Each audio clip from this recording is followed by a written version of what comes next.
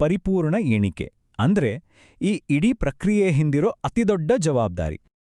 ಕೇಳೋಕೆ ಇದು ಸಿಂಪಲ್ ಪ್ರಶ್ನೆ ಅನ್ಸ್ಬೋದು ಅಲ್ವಾ? ಆದರೆ ಒಂದು ದೇಶದ ಜನಗಣತಿಯಲ್ಲಿ ಇದಕ್ಕಿಂತ ದೊಡ್ಡ ಚಾಲೆಂಜ್ ಮತ್ತೊಂದಿಲ್ಲ. ಯಾಕಂದ್ರೆ ಈ ಒಂದೇ ಒಂದು ಪ್ರಶ್ನೆಗೆ ಸಿಗೋ ಉತ್ತರ ಇಡೀ ದೇಶದ ಮುಂದಿನ ಭವಿಷ್ಯದ ಯೋಜನೆಗಳನ್ನು ನಿರ್ಧಾರ ಮಾಡುತ್ತೆ. ಇಡೀ ಜನಗಣತಿ ನಡೆಯುತ್ತೆ 2 ಗೋಲ್ಡನ್ ರೂಲ್ಸ್ ಮೇಲೆ.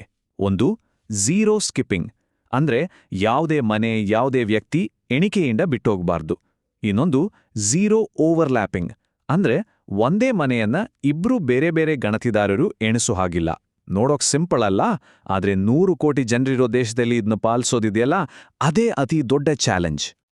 ಹಾಗಿದ್ರೆ ಈ ದೊಡ್ಡ ಸವಾಲನ್ನ ಭಾರತ ಹೇಗೆ ಎದುರಿಸ್ತಿದೆ? ಅದಕ್ಕೆ ಉತ್ತರ ಇಲ್ಲಿದೆ: ಭಾರತದ ಡಿಜಿಟಲ್ ಟೂಲ್ಕಿಟ್. ಇದು ನಮ್ಮ ದೇಶದ ಮೊದಲ ಸಂಪೂರ್ಣ ಡಿಜಿಟಲ್ ಜನಗಣತಿಗೆ ಒಂದು ಆಧುನಿಕ ಪರಿಹಾರ. ಈ ಡಿಜಿಟಲ್ ಜನಗಣತಿಗೆ 4 ಮುಖ್ಯ ಪಿಲ್ಲರ್ಗಳಿವೆ. ಒಂದು, HLBC ಆ್ಯಪ್. ಇದು ಗಣತಿ ಬ್ಲಾಕ್ ಗಡಿಗಳನ್ನು ಡಿಜಿಟಲ್ ಆಗಿ ಡ್ರಾ ಮಾಡೋಕೆ. 2, HOLO ಆ್ಯಪ್. ಇದು ಫೀಲ್ಡಲ್ಲಿ ಡೇಟಾ ಕಲೆಕ್ಟ್ ಮಾಡೋಕೆ ಗಣತಿದಾರರ ಮುಖ್ಯ ಟೂಲ್. 3, SCE portal. ಇದರಲ್ಲಿ ಜನರೇ ಆನ್ಲೈನಲ್ಲೇ ತಮ್ಮ ಮಾಹಿತಿ ತುಂಬೋದು. 4ನೇದು CMMS ಪೋರ್ಟಲ್. ಇದು ಇಡೀ ಪ್ರಕ್ರಿಯೆನ ಮ್ಯಾನೇಜ್ ಮತ್ತೆ ಮಾನಿಟರ್ ಮಾಡೋಕೆ. ಆದರೆ ನಾವು ಜಾಸ್ತಿ ಗಮನ ಕೊಡೋದು ಫೀಲ್ಡ್ ಸಿಬ್ಬಂದಿ ಬಳಸೋ HOLO ಆ್ಯಪ್ ಮೇಲೆ. ಬನ್ನಿ, ಈಗ ಗಣತಿದಾರರ ಕೈಯಲ್ಲಿರೋ ಆ ವೆರಿ ಇಂಪಾರ್ಟೆಂಟ್ ಟೂಲ್ ಬಗ್ಗೆ ಮಾತಾಡೋಣ. ಅದುವೇ ಹೌಸ್ ಲಿಸ್ಟಿಂಗ್ ಆಪರೇಷನ್ಸ್, ಅಥವಾ ಶಾರ್ಟಾಗಿ ಹೇಳೋದಾದ್ರೆ HLO ಆ್ಯಪ್. ಸೊ ಏನಿದು HLO ಆ್ಯಪ್? ಸಿಂಪಲ್ ಆಗಿ ಹೇಳೋದಾದ್ರೆ ಇದು ಗಣಿತದಾರರು ತಮ್ಮ ಮೊಬೈಲ್ನಲ್ಲೇ ಮನೆಗಳ ಲಿಸ್ಟ್ ಮಾಡಿ ಡೇಟಾ ಕಲೆಕ್ಟ್ ಮಾಡೋಕಿರೋ ಒಂದು ಸೆಕ್ಯೂರ್ ಟೂಲ್. ಅಂದ್ರೆ ಹಳೆ ಪೇಪರ್ ಫಾರ್ಮ್ಗಳು, ಕ್ಲಿಪ್ಬೋರ್ಡ್ಗಳು ಎಲ್ಲದಕ್ಕೂ ಗುಡ್ ಬೈ. ಇದರಿಂದ ಪ್ರಾಸೆಸ್ ಸಿಕ್ಕಾಪಟ್ಟೆ ಸುಲಭ ಆಗುತ್ತೆ, ಫಾಸ್ಟ್ ಆಗುತ್ತೆ.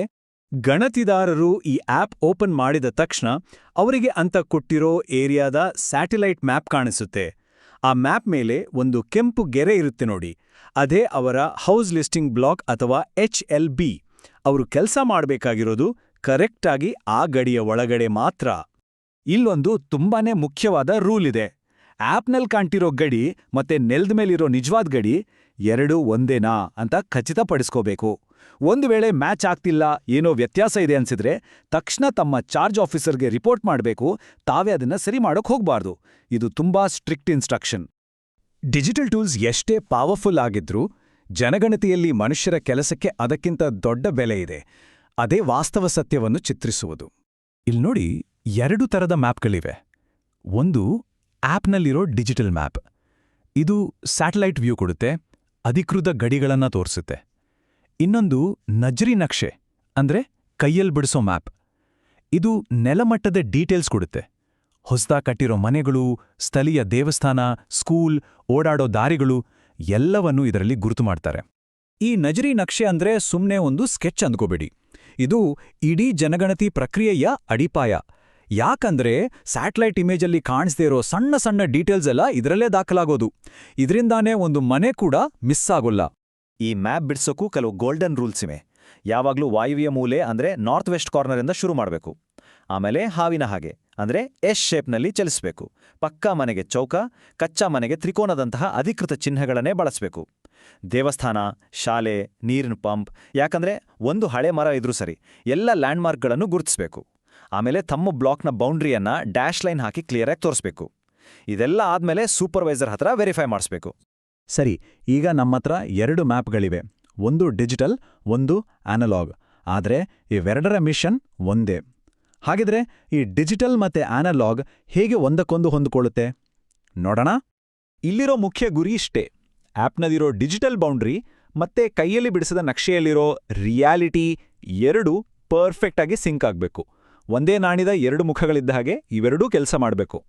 ಇದನ್ನ ವೆರಿಫೈ ಮಾಡೋ ಪ್ರಾಸೆಸ್ ತುಂಬಾನೇ ಸ್ಟ್ರೇಟ್ ಫಾರ್ವರ್ಡ್. ಮೊದಲು ಗಣತಿದಾರರು ಆ್ಯಪ್ ಮತ್ತೆ ಖಾಲಿ ಮ್ಯಾಪ್ ಶೀಟ್ ಎರಡನ್ನೂ ತಗೊಂಡು ತಮ್ಮ ಏರಿಯಾದಲ್ಲಿ ಒಂದು ರೌಂಡ್ ಹೋಗ್ಬೇಕು. ಆ್ಯಪ್ನಲ್ಲಿರೋ ಕೆಂಪು ಗಡಿರೇಖೆಯನ್ನ ನೆಲದ ಮೇಲಿರೋ ರಸ್ತೆ, ಕಟ್ಟಡಗಳಂತಹ ಲ್ಯಾಂಡ್ಮಾರ್ಕ್ಗಳ ಜೊತೆ ಹೋಲಿಸಿ ನೋಡ್ಬೇಕು. ಎಲ್ಲಾ ಕಟ್ಟಡಗಳು ಡಿಜಿಟಲ್ ಗಡಿಯ ಒಳಗಡೆನೇ ಇದೆಯಾ ಅಂತೆ ಖಚಿತಪಡಿಸ್ಕೊಂಡು ಕೈಯಲ್ಲಿ ಮ್ಯಾಪ್ ಬಿಡಿಸ್ಬೇಕು. ಒಂದು ವೇಳೆ ಗಡಿಗಳು ಮ್ಯಾಚ್ ಆಗ್ಲಿಲ್ಲ ಅಂದ್ರೆ ಮುಂದಕ್ಕೆ ಹೋಗೋ ಹಾಗಿಲ್ಲ, ತಕ್ಷಣ ಆ ವ್ಯತ್ಯಾಸವನ್ನ ರಿಪೋರ್ಟ್ ಮಾಡಬೇಕು. ಇಷ್ಟೆಲ್ಲ ಕಷ್ಟಪಟ್ಟು ಪ್ರತಿಯೊಂದು ಮ್ಯಾಪ್ ಯಾಕೆ ರೆಡಿ ಮಾಡಬೇಕು? ಯಾಕಿದಿಷ್ಟು ಮುಖ್ಯ? ಬನ್ನಿ, ಇದರಿಂದಿರೋ ದೊಡ್ಡ ಚಿತ್ರಣವನ್ನ ನೋಡೋಣ. ಸುಮಾರು 3.2 ಮಿಲಿಯನ್ ಅಂದ್ರೆ ಬರೋಬ್ಬರಿ 32 ಲಕ್ಷ ಗಣತಿದಾರರು ಮತ್ತೆ ಮೇಲ್ವಿಚಾರಕರು ಈ ಕೆಲಸದಲ್ಲಿ ಭಾಗಿಯಾಗಿದ್ದಾರೆ. ಅವರೆಲ್ಲರ ಕೆಲಸ ನಿಂತಿರೋದೇ ಈ ನಿಖರವಾದ ಪರಿಶೀಲಿಸಿದ ನಕ್ಷೆಗಳ ಮೇಲೆ. ಒಂದು ಸರಿಯಾದ ಮ್ಯಾಪ್ ಅಂದ್ರೆ ಅದು ಕೇವಲ ಲೈನ್ಸ್ ಅಲ್ಲ, ಅದು ಡೇಟಾ ಆಧಾರಿತ ಆಡಳಿತಕ್ಕೆ ಬೇಕಾದ ಮಾಹಿತಿ ಕೊಡುತ್ತೆ, ಆರೋಗ್ಯ, ಶಿಕ್ಷಣ, ರಸ್ತೆಗಳಂತಹ ಯೋಜನೆಗಳಿಗೆ ಗೈಡ್ ಮಾಡುತ್ತೆ, ಸಂಪನ್ಮೂಲಗಳನ್ನು ನ್ಯಾಯಯುತವಾಗಿ ಹಂಚೋಕೆ ಸಹಾಯ ಮಾಡುತ್ತೆ. ಮೊದಲೆಲ್ಲ ವರ್ಷಗಟ್ಲೆ ತಗೋತಿದ್ದ ಲೆಕ್ಕಾಚಾರದ ಸಮಯವನ್ನ ಈಗ ತಿಂಗಳುಗಳಿಗೆ ಇಳಿಸಿದೆ. ಅಷ್ಟೇ ಅಲ್ಲ, ಒಂದು ಯಶಸ್ವಿ ಜನಗಣತಿಗೆ ಇದೇ ಅಡಿಪಾಯ. ಇವತ್ತಿನ ಬಿಗ್ ಡೇಟಾ ಮತ್ತೆ ಸ್ಯಾಟಲೈಟ್ಗಳ ಜಗತ್ತಲ್ಲೂ ಒಂದು ನ್ಯಾಯಯುತ ಆಡಳಿತದ ಅಡಿಪಾಯ ಶುರುವಾಗೋದು ಕೈಯಿಂದ ಎಚ್ಚರಿಕೆಯಿಂದ ಎಳೆದ ಒಂದೇ ಒಂದು ಗೆರೆಯಿಂದ. ಒಂದು ಕ್ಷಣ ಯೋಚಿಸಿ, ಯಾರಾದರೂ ಈ ನಕ್ಷೆಯಿಂದ ಹೊರಗುಳಿದ್ರೆ ಏನಾಗುತ್ತೆ?